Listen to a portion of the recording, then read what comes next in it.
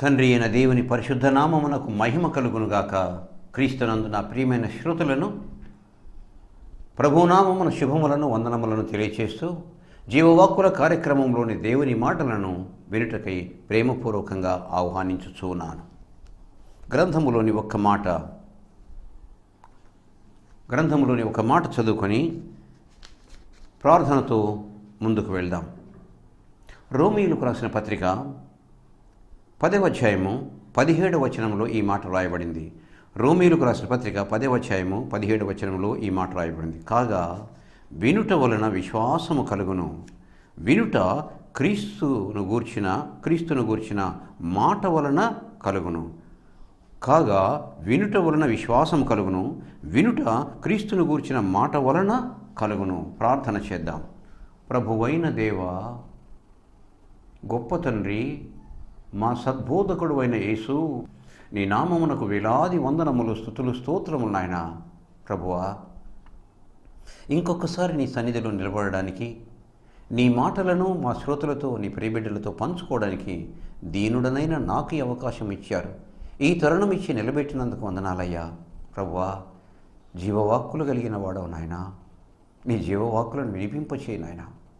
ప్రభువా, ఆనాడు ఎంతమంది విన్నారో ఆ కొండ మీద నీ మాటలను, ఆనాడు గలిలయ సముద్రపు ఒడ్డున ఎంతమంది విన్నారో నీ మాటలు. ప్రభువా యేసయ్యా, ఎంత ధన్యులు ప్రభువా వారు. కానీ ఈ దినము నీ మాటలు తండ్రి, నీ భక్తులు ప్రపంచమంతా వేనోళ్ళ కొనియాడుతూ బోధిస్తున్నారయ్యా. నీ మాటలు ప్రభువా బోధించడానికి, మాట్లాడడానికి నన్ను కూడా, ఈ దీనుడను నన్ను కూడా ప్రభువా మీరు నిలబెట్టినందుకు వందనాలు, స్తుతులు చెల్లిస్తూ నీ ప్రియ బిడ్డలను నీ జీవవాక్కులతో నాయన తృప్తిపరచమని, నన్ను మీ సాధనంగా వాడుకోమని, మీ మాటలు వినిపింపచేయమని, మీ మాటల కొరకు ఎదురు చూస్తూ మమ్మలను, ఈ టీవీ సాధనాన్ని, మా బిడ్డలను ప్రభువా, మా శ్రోతలను కృపగల మీ పాదముల చెంత మీకు సమర్పించుకుంటూ యేసు నామమున ప్రార్థిస్తున్నాము తండ్రి, ఆమేన్. నా ప్రియమైనటువంటి వారలారా, ఇక్కడ చదవబడినటువంటి వాక్యంలో కాగా వినుట వలన విశ్వాసము కలుగును, వినుట వలన విశ్వాసము కలుగును. అయితే విశ్వాసము కలగడానికి వినుటకు ఏ మాటలు కావాలి? క్రీస్తును గూర్చినటువంటి మాటలు. వినుట వలన విశ్వాసము కలుగును. అయితే ఆ వినడము ఏవి? క్రీస్తుని గురించిన మాటల వలన కలుగును. ఆ మాటలు క్రీస్తుని గురించినటువంటి మాటలైతే విశ్వాసం కలుగుతుంది అని చెప్పేసి వాక్యం చెప్తూ ఉంది. ప్రియమైన వారల, విశ్వాసము క్రైస్తవ జీవితంలో విశ్వాసము చాలా ప్రధానమైంది. క్రైస్తవ జీవితం ఎప్పుడు ప్రారంభమవుతుంది? క్రైస్తవ జీవితం విశ్వాసం చాలా ప్రాముఖ్యమైంది. విశ్వాసం ఎప్పుడు ప్రారంభమవుతుంది అంటే ప్రభువును విశ్వసించినప్పుడు విశ్వాసం కలుగుతుంది. ఆయన మాటలను విశ్వసించినప్పుడు విశ్వాసం కలుగుతుంది. వినుట వలన విశ్వాసం కలుగుతుంది. వాక్యం చెబుతుంది, విశ్వసించువాడు రక్షించబడతాడు. కనుక రక్షణకు మార్గము విశ్వాసము. విశ్వాసము లేకుండా రక్షించబడడు. విశ్వాసము లేకుండా పాపక్షమాపణ ఎంత మాత్రమూ కలుగదు. వినుట వలన విశ్వాసం కలుగుతుంది. విశ్వాసం కలిగినప్పుడు పాపక్షమాపణ కలుగుతుంది. పాపక్షమాపణ కలిగిందంటే రక్షించబడతాడు. ఈ విధంగా విశ్వాసంలో ఎదుగుతాడు వ్యక్తి, ఎదుగుతూ ఉంటాడు. నా ప్రియమైనటువంటి వారలారా, మన పితరులు మొదట విన్నారు, విశ్వాసం కలిగింది. ఆ తర్వాత నమ్మకస్తులయ్యారు, నిరీక్షణ కలిగిన వారు అవుతారు. ఏంటి విశ్వాసము, నమ్మకము, నిరీక్షణ? ఈ మాటలు అన్ని మూడు కూడా ఒకే విధమైనటువంటి భావాన్ని తెలియజేస్తారు. విశ్వాసము, నమ్మకము, నిరీక్షణ, ఈ విధంగా ఈ మూడు మాటలు సమాన భావాన్ని తెలియజేస్తాయి. అయితే లోతుగా వెళ్ళినట్లయితే మరి అంతర్గతంగా ఆలోచించినట్లయితే ఈ మూడు పదములకు తేడా ఉందండి. బహిర్గతంగా ఒకే విధంగా కనిపిస్తాయి, మూడింటికి తేడా ఉంది. విశ్వాసం అనేది మొదటిది. ఏదైనా ఒక వ్యక్తిని గురించి కానీ, ఒక మాటను గురించి కానీ, ఒక స్టేట్మెంట్ని గురించి కానీ సదభిప్రాయం కలిగినట్లయితే పాజిటివ్ ఒపీనియను, అనుకూలమైన అభిప్రాయం కలిగినట్లయితే దాన్ని విశ్వాసము అని అంటారు. విశ్వాసము. వాక్యం విన్న తర్వాత యేసు నిజంగా రక్షకుడు, యేసు విమోచకుడు, యేసు స్వస్థపరుస్తాడు, యేసు మంచివాడు అనే ప్రాథమికమైనటువంటి మొట్టమొదటి అభిప్రాయం కలిగినట్లయితే దాన్ని విశ్వాసము అని అంటారు, మామూలు వ్యావహారిక భాషలో చెప్పుకోవాలంటే. మరి నమ్మకం అంటే విశ్వాసం కలిగినటువంటి వ్యక్తి తన విశ్వాసాన్ని మాటల ద్వారా, చేతల ద్వారా, ప్రవర్తన ద్వారా, తన జీవితం ద్వారా వ్యక్తపరిచినట్లయితే నమ్మకం అవుతుంది, నమ్మకస్తుడవుతాడు. విశ్వాసి నమ్మకస్తుడవుతాడు. విశ్వాసము నమ్మకం అవుతుంది, విశ్వాసి నమ్మకస్తుడవుతాడు. ఈ నమ్మకస్తుడిగా ఉన్నటువంటి వ్యక్తి ఇంకా బలముగా, ఇంకా గట్టిగా ఎదిగినట్లయితే తప్పనిసరిగా చేస్తాడు, తప్పనిసరిగా అవుతుంది. ఆయన నమ్మదగిన వాడు, ఎంత మాత్రం అనుమానం లేదని చెప్పేసి బలమైనటువంటి నమ్మకాన్ని నిరీక్షణ అంటారు. మామూలు మాటల్లో చెప్పాలంటే, అర్థమయ్యే దూరంలో చెప్పాలంటే, మొదట కలిగేది విశ్వాసము, ఆ తర్వాత కలిగేది నమ్మకము, ఆ తర్వాత కలిగేది నిరీక్షణ. మన పితరులు అలాగే ఉన్నారు. మొట్టమొదట మాట్లాడినప్పుడు, దేవుడు మాట్లాడినప్పుడు విశ్వాసం కలిగింది. ఆదికాండం 12వ అధ్యాయంలో అబ్రాహాము గారికి, ఆదికాండం 12వ అధ్యాయంలో అబ్రాహాము గారికి విశ్వాసం కలిగింది. విశ్వాసము ఆయన పిలిచినప్పుడు ఏం మాట్లాడలేదు, ఎదురు మాట్లాడలేదు. నువ్వెవరు, ఎందుకు పిలుస్తున్నావు, ఎందుకు రమ్మంటున్నావు, ఎందుకు వెళ్ళమంటున్నావు, నా దేశం నుంచి, నా తండ్రి ఇంటి నుంచి, నా బంధువుల నుంచి నన్ను ఎందుకు వెళ్ళమంటున్నావు, ఆ వెళ్ళడం అనేది నువ్వు అసలు ఎవరు, అసలు ఎక్కడికి వెళ్ళాలా, ఎలా వెళ్ళాలి, ఇవన్నీ మాట్లాడుతున్నావు, అసలు నువ్వు ఎవరు, నాతెందుకు మాట్లాడుతున్నావు అనే మాట కలగలేదు. మొదటి మాటలోనే మౌనమైపోయాడు. ప్రాథమికమైనటువంటి విశ్వాసం కలిగింది. 12వ అధ్యాయం నుంచి 26వ అధ్యాయం ప్రారంభం వరకు ఉంటాడు. ఎంత గొప్పవాడవుతాడంటే నమ్మకస్తుడైపోతాడు. నమ్మకస్తుడైన కారణం కాకుండా నిరీక్షణకు ఆధారమే లేనప్పుడు నిరీక్షణ కలిగి నమ్మాడండి. అది నిరీక్షణకు ఆధారమే లేదు. 99 సంవత్సరాల వయసులో బిడ్డలు కలుగుతారా? నిరీక్షణకు ఆధారం లేనప్పుడే ఆయన నమ్మాడు. అసలు ఇంకా చెప్పాలంటే అక్కడ అబ్రహాము ఆ మోరియా కొండ మీదకి బలి ఇవ్వడానికి కుమారుని తీసుకొని పోతూ కొండ క్రింద దాసులను, గాడిదలను అక్కడే పెట్టి మీరు ఇక్కడే ఉండండి అని చెప్తూ అంటాడు. ఏమన్నాడంటే, నేనును ఈ చిన్నవాడును ఇది ఎక్కడుంది? ఆదికాండం 22వ అధ్యాయంలో 5-6 వచనాల్లో ఈ సారాంశం రాయబడింది. నేనును ఈ చిన్నవాడును వెళ్ళి దేవునికి మొరొక్కి వచ్చేదము అంటాడు. ఎందుకన్నాడు ఈ మాట? అనవసరంగా రాయబడిందా? అనవసరంగా అంటాడా? లేదే. అనవసరమైన మాటలు ఎంత మాత్రం రాయబడదు బైబిల్ గ్రంథంలో.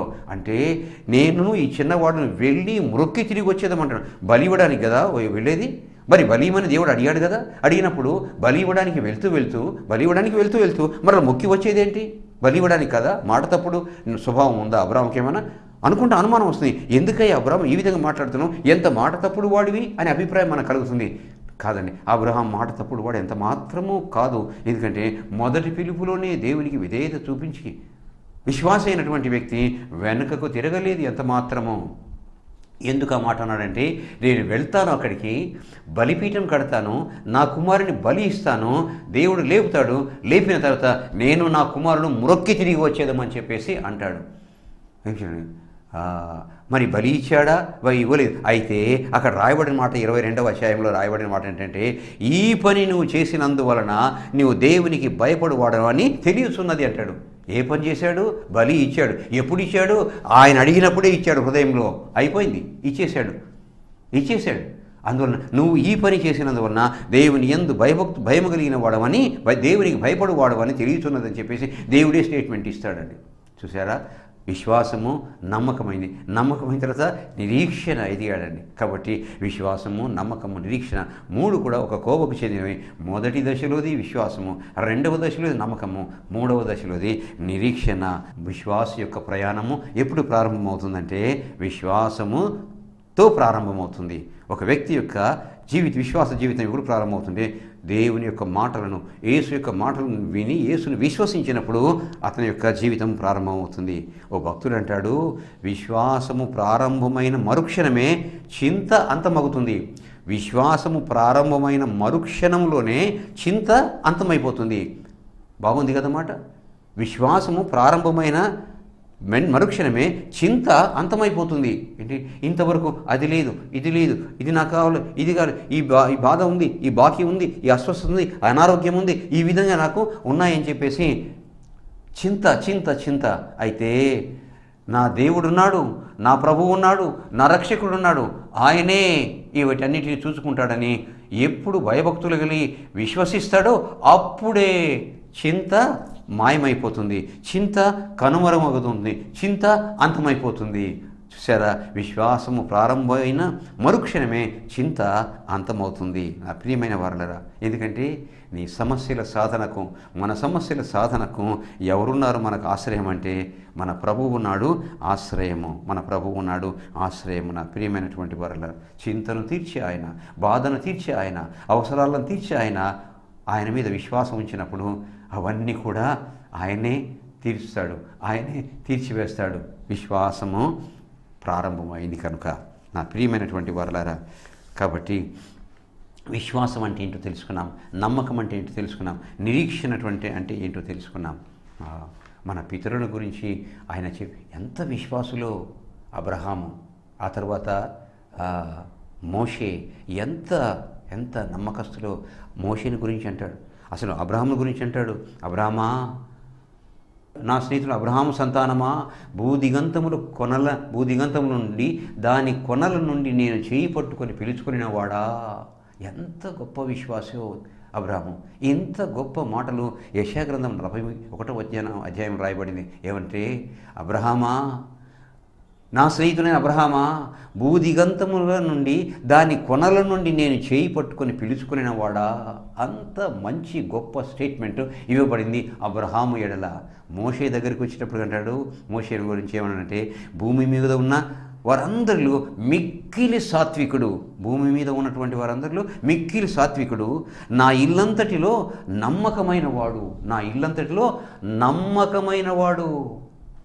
భూమి మీద ఉన్నారో అంత సాత్వికుడు ఎవరు లేరు, నా ఇల్లంతటిలో నమ్మకమైనటువంటి వాడు. అంటే విశ్వాసి అయ్యాడు, ఆ తర్వాత విశ్వాసి దశలో నుంచి నమ్మకస్తుడుగా ఆయన ఎదిగినాడు. ఎలా జరిగింది? వీళ్ళు అబ్రహాము విశ్వాసం కలగడానికి, మోషేకి విశ్వాసం కలగడానికి ఎలా జరిగిందంటే, వినుట వలన విశ్వాసము కలుగును. విన్నారు దేవుని యొక్క మాటను, విన్నారు దేవుని యొక్క స్వరాన్ని. అబ్రహాము విశ్వాసి అయ్యాడు, మోషే విశ్వాసి అయ్యాడు, పౌలు విశ్వాసి అయ్యాడు, నీవు నేను విశ్వాసులమయ్యాము ఆయన వాక్యము వినడంతో. నా ప్రియమైనటువంటి వారలారా, అబ్రహాం దగ్గరికి వెళ్దాం మరలా ఒకసారి. అబ్రహమా అని పిలిస్తే జవాబు చిత్తము ప్రభువా. ఎంత చక్కని మాట! అబ్రహమా అంటే చిత్తము ప్రభువా, మోస్ట్ ఒబీడియంట్, అత్యధికమైన విధేయత కలిగిన జవాబు. చిత్తము ప్రభువా అంటే నేను నీ చిత్తమునకు లోబడిన వాడను, ఆదేశించు ప్రభువా, నీ దాసుడు ఆలకించుటకు సిద్ధమై ఉన్నాడు. చిత్తము ప్రభువా. అది విశ్వాసం. మొదటి పిలుపులోనే ఎంత గొప్పవారు, ఎంత మంచివారండి నిజంగా. అందుకోసమే దేవుడు వారిని అద్భుతంగా ఎన్నుకున్నాడండి. ఆ గొర్రెలు కాచుకుంటుంటాడు మిద్యాను అడవిలో మోషే. ఆ పొద కాలిపోతుంది, పొద కాలిపోతుంది, మంట వస్తుంది. కానీ మరి మంట వస్తుంది, పొద కాలిపోకూడదు అని చెప్పేసి అక్కడికి వస్తే మంట మాత్రం వస్తుంది, కానీ పొద కాలిపోలేదు. ఇదే చిత్రంగా ఉంది అని చెప్పేసి అలా చూస్తుంటే మోషే అని పిలుస్తాడు దేవుడు. మోషే అందుకతడు చిత్తము ప్రభువా. మోషే అని పిలిచినప్పుడు అందుకతడు చిత్తము ప్రభువా. మొదటి మాటతోనే అత్యధికమైన విధేయతను చూపి చిత్తము ప్రభువా అన్నారు అబ్రాము, అలాగే మన పితరుడైనటువంటి మోషే. కనుకనే అంత గొప్ప కార్యములు చేయడానికి మోషేను సాధనంగా వాడుకున్నాడు. ఎందుకంటే అంత గొప్ప విశ్వాసి. నా ప్రియమైనటువంటి వారలారా, అలాగే యాకోబు. అయితే యాకోబు జీవితంలో మాత్రము విశ్వాసి కావడానికి అబ్రాహాం గారి మనమడు యాకోబు ఇస్సాకు కుమారుడు. యాకోబు విశ్వాసి కావడానికి అనేక సంవత్సరాలు పట్టింది. తరువాత అతి దుర్మార్గుడుగా ఉన్నాడండి. అపోస్తలుడైనటువంటి పౌలు కాకమునుపు సౌలుగా ఉన్నాడు. ఆయన ఆ దమస్కు పట్టణంలో వారు అక్కడ ఆరాధిస్తున్నారు, ప్రార్థిస్తున్నారు. వారిని చిత్రహింస చేయాలని చెప్పేసి పరిగెత్తుతూ వెళ్తుంటే గుర్రం మీద సౌలా నన్ను నేల హింసించుతున్నావు అని వినబడిన ఆ మొదటి మాటకు ప్రభువా నీవెవడవు, మొదటి మాటలోనే విధేయుడైపోయాడండి. మొదటి మాటలోనే విధేయుడైపోయాడు. ప్రభువా నీవెవడవు అని మొదటి పిలుపులోనే విధేయత చూపిస్తాడు. నా ప్రియమైన వారలారా, చూసారా, ఎప్పుడైతే విశ్వసిస్తాడో ఒక వ్యక్తి, లోకములో తాను ఉంటాడు కానీ తనలో లోకం ఉండదు. ఎందుకని? లోకం ఉండదు తనలో. లోకములో తాను ఉంటాడు కానీ తనలో లోకం ఉండదు. తనలో ఎవరు ఉంటారు? యేసయ్య ఉంటాడు. విశ్వసించినటువంటి యేసయ్య ఉంటాడు ఆ విశ్వాసి హృదయంలో. చాలా మంచి మాట ఓ భక్తుడు అంటాడు, విశ్వాసి లోకంలో జీవిస్తాడు కానీ లోకం విశ్వాసిలో జీవించదు. కాబట్టి వినుట వలన విశ్వాసము కలుగుననే మాట యథార్థమైనది, నిజమైనటువంటి మాట. అయితే ఇంకా ముందుకు వెళ్దాం. విశ్వాసము గ్రంథంలో చెప్పినట్లుగా కొన్ని రకాలు చూద్దాం. విశ్వాసము ఎలా ఉంటుంది, విశ్వాసంలోని రకములు. యాకోబు భక్తుడు రాశాడు, మొట్టమొదటిది మృత విశ్వాసము. మృత విశ్వాసము, బ్రతికిన విశ్వాసము, చచ్చిన విశ్వాసం. మృతం అంటే చచ్చింది. మృత విశ్వాసము, చచ్చిన విశ్వాసము, జీవించి ఉన్న విశ్వాసము ఉంటాయండి. బైబిల్ చెప్తుంది విశ్వాసము ఉంటుంది. అయితే విశ్వాసము క్రియలు లేనిదైతే అది మృతమైనదగును. యాకోబు పత్రిక 2వ అధ్యాయము 17వ వచనంలో వ్రాయబడింది.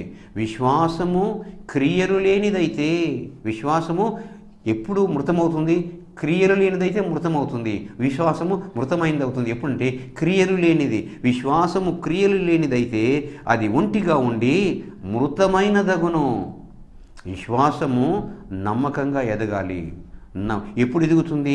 మాటల ద్వారా, ప్రవర్తన ద్వారా, జీవితం ద్వారా అది కనబరచబడినప్పుడు విశ్వాసం కాస్త నమ్మకం అవుతుంది. అంటే విశ్వాసాన్ని చూపించగలిగిన క్రియలు జరగాలి.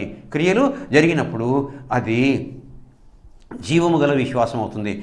క్రియలు లేకపోయినట్లయితే అది మృతమైనటువంటి విశ్వాసము అవుతుంది. క్రియలు లేని విశ్వాసము నిష్ఫలమైనది, మృతమైనది, చచ్చిన దానితో సమానము. కాబట్టి విశ్వాసము ఈ మాటలను బట్టి విశ్వాసికి ఉన్న విశ్వాసం రుజువు కావాలంటే ఆశీర్వదించబడాలంటే అది క్రియల కలిగినదై ఉండాలి. క్రియల ద్వారా బయటపడాలి. క్రియల ద్వారా వ్యక్తమవుతుంది. క్రియలు లేకపోతే అది అయిష్టమైనటువంటి విశ్వాసము. దేవుడు దాన్ని అంగీకరించడు. ఎందుకంటే అది మృతమైనటువంటి విశ్వాసము, క్రియలు లేనిదైతే. మనకు తెలిసినటువంటి ఉదాహరణ, ఆ సమరయ స్త్రీ, సుకారు గ్రామంలో ఉన్న సమరయ స్త్రీ, ఊరి వెలుపల బావి దగ్గర నీటి కొరకు వచ్చినటువంటి ఆమె ప్రభు యొక్క మాటలు విన్న తర్వాత, ప్రభు అని, యేసు అని ఆయన గుర్తించిన తర్వాత, ఆయన నమ్మిన తర్వాత ఏ నీటి కొరకైతే వెళ్ళిందో ఆ నీటిని తీసుకొని పోవడానికి వచ్చినటువంటి ఆమె ఆ నీటిని తీసుకొని పోవడానికి తెచ్చుకున్నటువంటి కుండను అక్కడే వదిలిపెట్టి వెళ్ళి పట్టణం ఊరిలో ఉన్నటువంటి వారితో చెప్తుంది, నా విషయాలన్నీ, నా జీవితంలో దాగి ఉన్నటువంటి విషయాలన్నీ నాతో చెప్పినటువంటి ఆయన క్రీస్తు కాడా, రండి అని చెప్పేసి ఈ విషయాన్ని వారితో చెప్పి ఊరందరినీ తీసుకొని వచ్చింది. పనికి మాలిన స్త్రీనే. ఆ జీవితం కాదు, యేసయ్య చెప్తాడు. అటువంటి అప్పుడు ఈమె విశ్వాసం కలిగిన తర్వాత వెళ్ళి ఊరి వారందరినీ తీసుకొని వస్తుంది. చూచారా, విశ్వాసము క్రియలు లేకపోయినట్లయితే మృతమవుతుంది. క్రియలు కలిగినటువంటి విశ్వాసము. సరే, ఒకరోజు ఎరికో వీధిలో యేసయ్య వెళ్తూ ఉంటే గుడ్డివాడు కేకలేస్తారు, దావీదు కుమారుడా నన్ను కనికరించయ్యా. వెళ్తున్నటువంటి యేసయ్యకు అతని కేక వినబడుతుంది. వినపడి నిలిచి అతన్ని తీసుకురండి అంటాడు. వచ్చి, ఇదిగో బోధకుడిని రమ్మని చెప్పేసి అన్నప్పుడు, ఎంత రమ్మన్నాడు, ఇంకా నన్ను బాగు చేస్తాడు, నాకు చూపు వస్తుంది, అడుక్కోవాల్సిన పని లేదు నాకు అని చెప్పేసి సంతోషంతో తాను ఏ బట్ట మీద అయితే కూర్చొని అడుక్కుంటున్నాడో ఆ బట్టను అక్కడ విసిరేసి పోతాడని తీసుకొని వెళ్తారు. నువ్వు ఏం చేయగోరుతున్నావు? ప్రభువా, నాకు చూపు అనుగ్రహించయ్యా. నీ విశ్వాసమే నీకు అనుగ్రహించబడుతుంది. విశ్వాసం వల్ల నీకు చూపు అనుగ్రహించబడుతుంది అంటాడు. కాబట్టి క్రియలు, అతను చేసిన పని ఏంటంటే ఆ గుడ్డ మీద కూర్చొని అడుక్కుంటున్నటువంటి ఆ గుడ్డను విసిరేసి వెళ్ళిపోతాడండి. చూసారా, విశ్వాసము, క్రియలు. సరే, బేతనీకి వెళ్తాడు. బేతనీ అనగానే మనకు గుర్తొస్తుంది మరియా, మార్త, లాజరుల యొక్క గృహము, వారి కుటుంబం అక్కడ ఉంది. అక్కడ బేతనీకి వెళ్ళినప్పుడు సీమోను కుష్ఠరోగి ఇంట్లో ఉన్నప్పుడు యేసయ్య మరియ వచ్చి ఆయనకు అర్పిస్తుందండి. అర్పిస్తుంది. అక్కడ రాయబడిన మాట చాలా మంచి మాట, నాకు భలే ఇష్టమైనటువంటిది. మత్తయి సువార్త 26వ అధ్యాయం 6-7 వచనాల్లో, యేసు బేతనీయలోని కుష్ఠరోగి అయిన సీమోను ఇంట ఉన్నప్పుడు ఒక స్త్రీ మిక్కిలి గల అత్తరు బుడ్డిని తీసుకొని ఆయన వద్దకు వచ్చి దానిని పగులగొట్టి ఆయన మీద పోసి ఆయన అభిషేకిస్తున్నాడు. చూసారా, విలువైనటువంటి అత్తరు బుడ్డి నిండా ఉంటే బుడ్డిని పగులగొట్టి ఆయన మీద పోసి ఆయనను గౌరవించింది, అభిషేకించింది. ప్రభు అంటాడు, ఈమె నన్ను అభిషేకించిందయ్యా, లోకంలో ఎక్కడ సువార్త ప్రకటించబడుతుందో అక్కడ ఈమె ప్రశంసించబడుతుందని చెప్పేసి అంటాడు. ఎంత విశ్వాసం లేకపోతే ఆయనకు అర్పణ చేస్తుంది, అభిషేకిస్తుంది విలువైనటువంటి నూనెను. చూసారా, ఎంత గొప్ప స్టేట్మెంట్ అంటే, సర్వలోకములు సువార్త ఎక్కడ ప్రకటించబడునో అక్కడ ఈమె చేసినది ఈమె జ్ఞాపకార్థంగా ప్రశంసించబడును అని చెప్పేసి అంటాడు. చూసారా, ఇంతటి క్రియలు ఉంది. క్రియలు లేకపోయినట్లయితే అది మృత విశ్వాసము. అన్నీ చెప్తాము, అన్నీ వింటాము, అన్నీ బోధిస్తాము, కానీ అనుసరించము, క్రియల రూపంలో చూపించము. అది మృత విశ్వాసము. మృత విశ్వాసము నా ప్రియమైన వారలారా, మృత విశ్వాసము. రెండవ మాట, దయ్యపు విశ్వాసము. దయ్యపు విశ్వాసము ప్రాముఖ్యమే. చాలా రకాలైనటువంటి విశ్వాసాలు ఉన్నాయి, కొన్ని మాత్రమే ధ్యానిస్తాం. కొన్ని మాత్రమే ధ్యానిస్తాం. దయ్యములకు కూడా విశ్వాసం ఉంటుందంట. బాబోయ్, నిజమేనా? ఇది వాక్యం చెప్తుందండి, మన మాటలు కాదండి. యాకోబు పత్రిక 2వ అధ్యాయం 19వ వచనములో, యాకోబు పత్రిక 2వ అధ్యాయం 19వ వచనములో, దయ్యములు కూడా నమ్మి వణకుచున్నవి. దయ్యములు కూడా నమ్మి వణకుచున్నవి అంటే ఆయన దేవుడని, దేవుని కుమారుడని, పరలోకం నుండి రక్షకుడుగా వచ్చినండి వాటికి తెలుసు, నమ్ముతున్నాయి. చూడండి, దయ్యములు విశ్వసించి నమ్ముతున్నాయి. నిజమేనా ఇది? మత్తయి సువార్త 8వ అధ్యాయం 29వ వచనంలో, దయ్యం పట్టినటువంటి ఒక వ్యక్తి ఉంటాడు. దయ్యం పట్టిన వ్యక్తి సమాధిలో తిరుగుతుంటాడు. బట్టలు ఉన్నవాడికి ఏమి తింటాడో, ఎక్కడ పడుకుంటాడో, ఏం మాట్లాడతాడో, దయ్యపు స్వభావం అది. అయితే ఇదిగో దేవుని కుమారుడని విన్నాయి, విశ్వసించాయి, నమ్ముతున్నాయి, సంబోధిస్తున్నాయి. ఏమని? దయ్యములు కూడా నమ్ముతున్నాయని అక్కడ యాకోబు చెప్తాడు. ఇది నిజమేనంటే అక్కడ మత్తయి సువార్త 8వ అధ్యాయం 29వ వచనంలో, దయ్యం పట్టి సమాధులు ఉన్నటువంటి వ్యక్తి ప్రభు వస్తుంటే ఎదురొచ్చి ఏమంటాడు యేసునంటే, ఇదిగో దేవుని కుమారుడా, నీతో మాకేమి, కాలము రాకమునిపై మమ్మల్ని బాధించుటకు వచ్చితివా? నువ్వు దేవుని కుమారుడువే, నమ్ముతున్నాం, కానీ మాతో నీకేం పని అయ్యా, నీతో మాకేం పని, ఎందుకు బాధ పెట్టడానికి వస్తున్నావు? చూడండి, నమ్మకం ఉందా, విశ్వాసం ఉందా? లేదే. దేవుని కుమారుడని అంటూ సంబోధిస్తున్నాయి, కానీ ఎంత మాత్రమో మరి ఆయన అనుసరించే విశ్వాసం ఎంత మాత్రమో లేదు. చూడండి, అంటే నీతో మాకు పని, మాతో నీకు పని లేదు, అంతే. నువ్వు నమ్ముతున్నావు ఏమని? నువ్వు దేవుని కుమారుడు అని దేవుడు పంపిస్తే వచ్చి నమ్ముతున్నావు. నీతో మాకు పని లేదు, మాతో నీకు పని లేదు. ఇది దయ్యపు విశ్వాసం. ఇది దయ్యపు విశ్వాసము. ఇంకా ఏమంటారంటే, దయ్యాలు పట్టినటువంటి వ్యక్తులు, అయ్యా మా ప్రాంతం విడిచిపెట్టిపో రావద్దు అని చెప్పేసి అంటారు. దయ్యాలు పట్టినటువంటి వ్యక్తుల నుంచి దయ్యాలు వెదలగొడితే ఆ దయ్యాలు పందులలో దూరి అవి ప్రపాతం నుండి నీళ్ళలో పడి చచ్చిపోతాయి. అప్పుడు ఆ వ్యక్తి, అయ్యో ఈ విధంగా దయ్యాలను ఆయన వెళ్ళగొట్టినట్లయితే మా యొక్క పశువులు, మా యొక్క సంపద అంతా కూడా పోతుంది, వెళ్ళిపోమని చెప్పేసి అంటారు. వెళ్ళిపోము అని అంటారు. మార్కు సువార్త 3వ అధ్యాయము 11వ వచనములో, నీవు దేవుని కుమారుడు అని చెప్పుచు కేకలు వేసినాయి దయ్యాలు. నీవు దేవుని కుమారుడు చెప్పి కేకలు వేసినాయి, కానీ వాళ్ళు ఆరాధించరు, మోకరించరు, సాష్టాంగ పడరు, వందనాల స్తుతులు చెల్లించరు. ఎందుకంటే దైవ స్వభావం లేదు అక్కడ. దయ్యపు స్వభావం, దయ్యపు విశ్వాసము. క్రీస్తుని తెలుసు, దేవుని కుమారుడని తెలుసు, ఎంత మాత్రము ప్రభువని నమస్కరించరు, విధేయత చూపరు, మోకరించరు, స్తుతి చెల్లించరు, వందనములు చెల్లించరు. అది దయ్యపు విశ్వాసము, మృత విశ్వాసము, దయ్యపు విశ్వాసము. తర్వాత ఇంకొకటి మాట, దైవిక విశ్వాసము. దైవిక విశ్వాసం మొదటి పిలుపులోనే వాక్యం విన్నతోటనే విశ్వాసము కలుగుతుంది. దైవిక విశ్వాసము, దైవత్వ విశ్వాసము. హెబ్రీ పత్రిక 11వ అధ్యాయం 8వ వచనములో, ఈ నిజంగా చెప్పాలంటే ఈ విశ్వాసము ఊహకు అందని విశ్వాసము.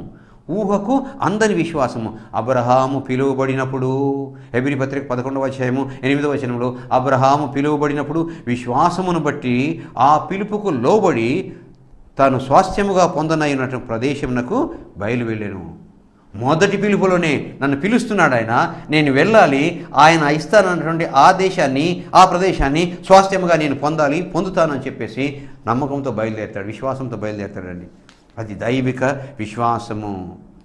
ఒక బైబిల్లో ఈ హెబ్రీ పత్రిక 11వ అధ్యాయం 8వ వచనంలో, మరియు ఎక్కడికి వెళ్ళవలెనో అది ఎరుగక బయలు వెళ్ళాను. ఎక్కడికి పోవాలా, ఏ ఊరికి పోవాలా, ఏ ప్రాంతానికి పోవాలా, ఎక్కడ ఉండాలని అడగలేదు.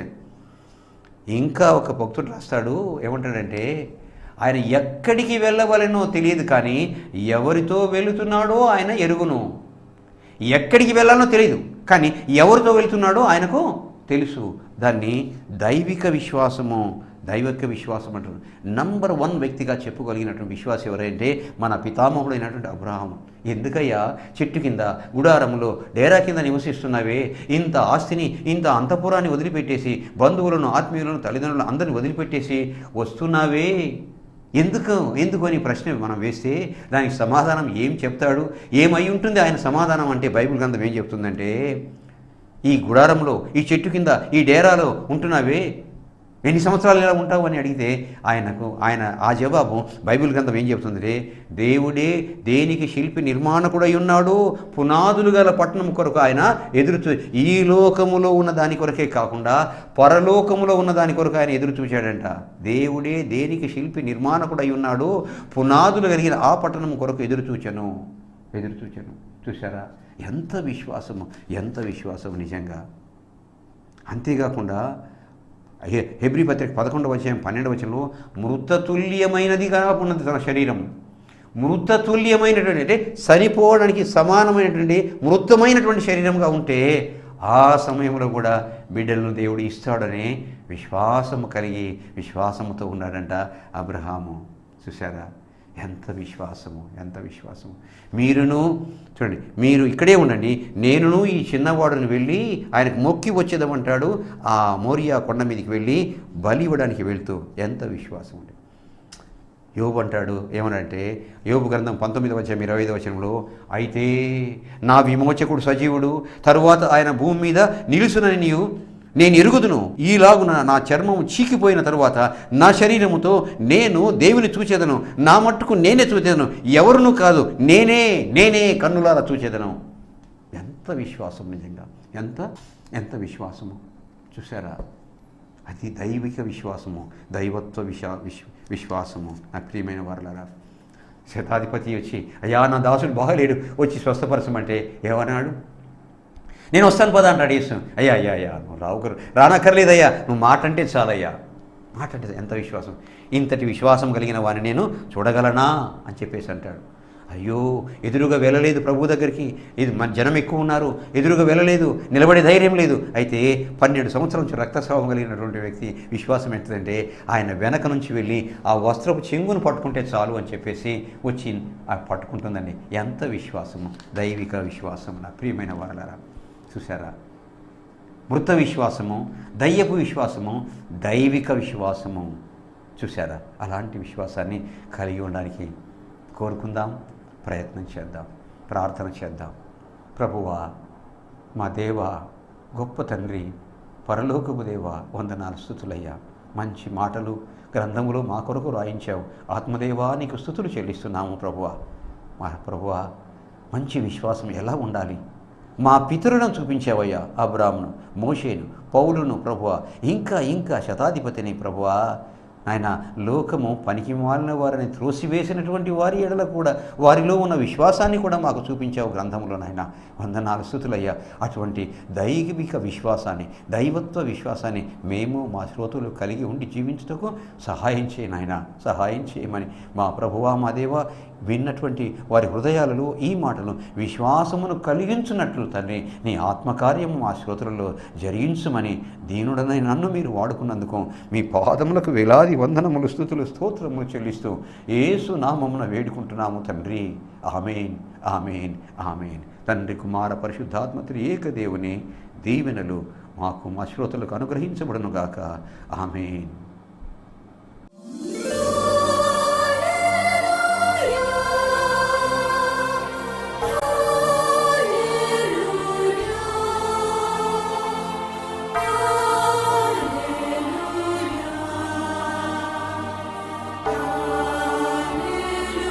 शिवाय